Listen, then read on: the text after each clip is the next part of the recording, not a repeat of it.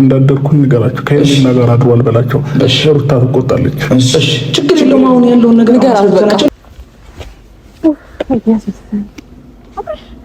አላምንም። እግዚአብሔርን ማመን አልችልም። ራሱ ነው ማመን አልችልም። እናቴ አብርሽ ዳንክ በደንብ ናፍቆትሽን ተወጪ።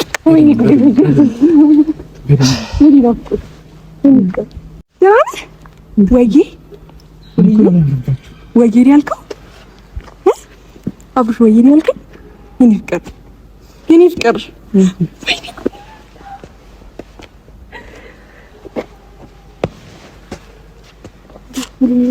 እንዳትገኝ ልጁ በውኑ ኧረ እንኳን ደስ አለሽ። እኛ ነው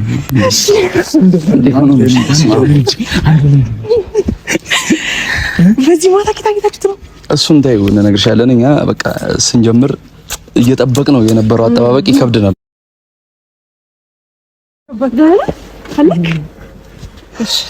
ግን ታምጣችሁ ነው ተከታትለ ኤርሚ እሱን ታዩ።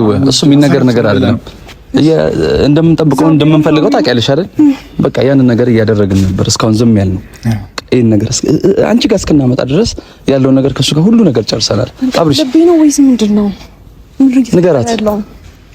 ንገራት ምን ነገር ምን ትንላትል እንዳይደብር እንዳትከፋ ምናምን ምንም እንዳይከፋ አሁን ወደ ቤት እንገባለን። ግን አንተ መጀመሪያ እረፍት አድርግ፣ ራስን ሪላክስ አድርግ። በቃ ሻወርን ምናምን ወስደ ፈለ ኤርሚ ያልናፈቀችም አንድ ቀን አብራችሁ ታድሩ አልናፈቀችም። ኤርሚ እኮ አብርሽ ያፈረ ይሆናል። ዝም በለው በቃ። ቅድም ያንህን ነገሮች እኮ መንገር ነው አብርሽ። በቃ እየገባ ለምን ይደብረዋል? ቅድም ተነጋገርን አይደል? ማንም ካሁን በኋላ ህይወት ውስጥ ገብቶ የሚበጠብጥ የለም። እኔ አባት በቃ ይሄው የምትፈልገውን ሰው እናመጣለን፣ ወይም ደግሞ ምትለን ነገር ካለ ሁሉን ነገር ማስተካከል የምንችለው ነገር ካለ አሁን አስተካክለን ያለውን ነገር እንነግራቸዋለን። ቅድም እንዳወራ ነው ማለት ነው። በጣም ምንም ችግር የለውም። ነገር አባቴ አሁን ምን ችግር የለውም። በቃ አሁን እንደወረደን እዛ ነው አንተ አሁን ይልቅ ራስህን አባቴ መጀመሪያ ነፃ አድርግ። አድርግና አሁን ቤት ነው ያለው። አሁን ንገራቸው። እሺ እንዳትረሱት። እሺ ኤርሚ በቃ ችግር የለውም።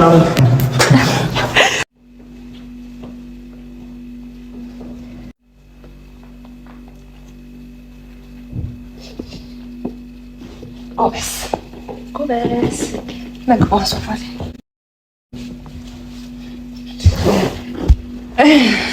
ደህና ነህ? እንዴት መጣ ዛሬ? ሙቀቅ እንደዚህ መቻል ቱታም አለክ።